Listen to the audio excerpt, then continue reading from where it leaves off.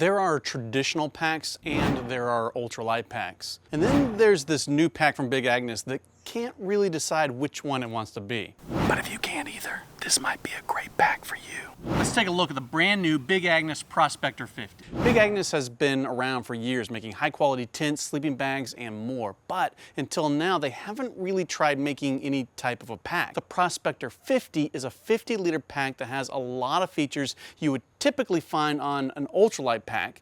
Instead of a brain, it's got a roll top closure, it's got 2 generous side mesh pockets, as well as a center stuff pocket. They didn't try to overdo it with all the pockets and zippers, providing this one small zipper pocket near the top, as well as 2 removable hip belt pockets. So if you want to save the extra weight, you can. But that's the thing. This pack has a similar design to an ultralight pack, but it weighs in at 3 pounds even. The typical threshold for an ultralight pack is closer to 2 pounds or less, which makes the Prospector a bit heavy for an ultralight pack. But it's not really a traditional pack either. A lot of traditional packs can weigh anywhere from 4 to even 5 pounds or more, which makes 3 pounds seem like a nice lightweight chain. The Prospector also has really thick padding on the hip belt and shoulders that typically help traditional packs carry heavier loads. But even though the Prospector has this thick padding, it's a little too stiff in my opinion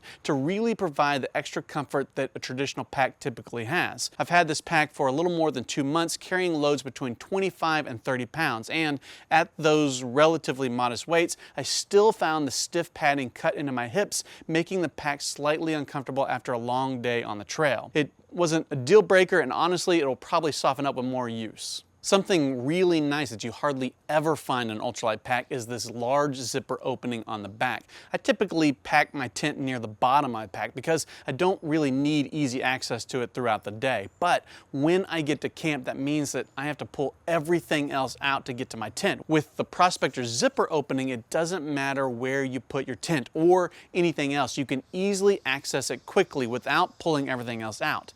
This is a feature that I've had on heavier traditional packs and one that I've missed when I go ultralight, so it's really nice to have it on this pack. Now personally, I love water bladders, but they are a pain to fill up because you have to pull everything else out of your pack. It's one of the reasons why I started using this converter tube, but if you're still carrying a typical bladder, the zipper opening will allow you quick and easy access to your bladder without pulling everything else out. But then they go and do things like put this big, huge metal hanger on here for your bladder. It's things like this, as well as random loops and hooks and things that honestly you're probably never going to use. They just add unnecessary weight to the pack and contribute to the more traditional feel of this pack. One of the better features of this pack is the price. If you buy it at Moose Jaw, the Big Agnes Prospector is only $230, which is honestly a pretty good price for a pack like this.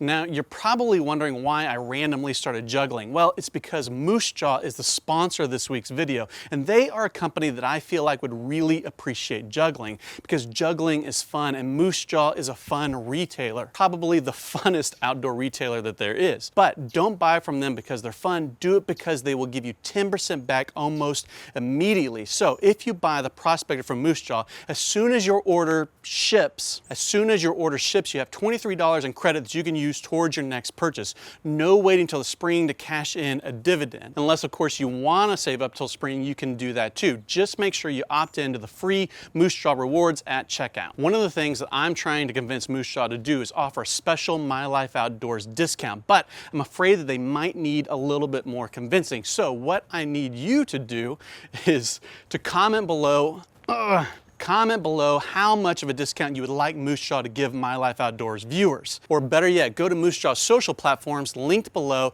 and spam the comment section with the words My Life Outdoors discount. That will either scare them off so they never want to sponsor one of my videos ever again, or they'll think it's fun and they'll give us the discount that you deserve. Now, doesn't that sound like fun? Comment below or go spam the comments in the name of Moose Jaw Madness. Okay, a few things that need to be improved in future versions of the Prospector. The hip belt padding is too long, leaving you hardly any room to cinch down the belt. Now, I'm not the skinniest guy that is going to use this pack, and the long padding only leaves me just a few inches of adjustment. If you are even a little bit skinnier than I am, you're gonna have a hard time tightening down this pack. And the back mesh pocket is a joke. I mean, typically on packs that have a similar design, the stash pocket becomes a catch-all for gear that you either can't or don't want to fit inside your pack. They are typically large and stretchy, allowing you to just keep shoving stuff in there even after they feel full.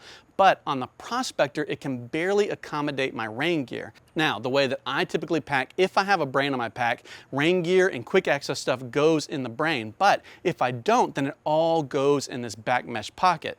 But since I couldn't fit it in there, I was forced to put it in the side pockets that really have too much room. I don't like that because I feel like most people are going to have their water bottles in the side pocket, and as you're pulling them in and out, you're more likely to pull out something with it. I like to have just my water in one side pocket and my chair in the other and not much else.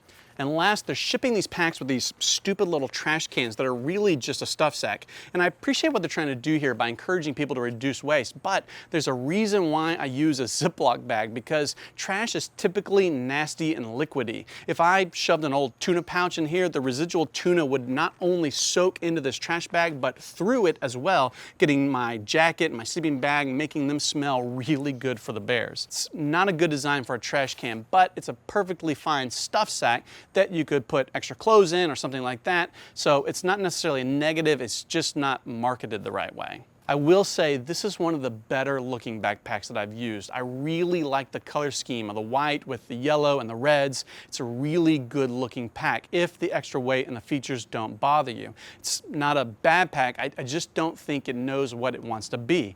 Big Agnes also has the new Parkview 63, which I have not used, but it seems to be a full-on adjustable torso traditional pack, which is why I'm confused. It would have been smart for them to lean into the traditional features on that pack while embracing the more minimalist features on this one, which it feels like that's what they wanted to do, but just couldn't bring themselves to cut out some of the features to make it happen. But maybe that's you too. Maybe you have been a traditional backpacker who wants to cut some weight, but is having a hard time giving up some things, in which case this could be the perfect pack for you. If you can't decide, I recommend you watch this video right here about what a pack should be.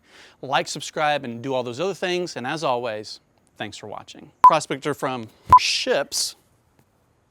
Use, again, as soon as your order, you can use to comment below.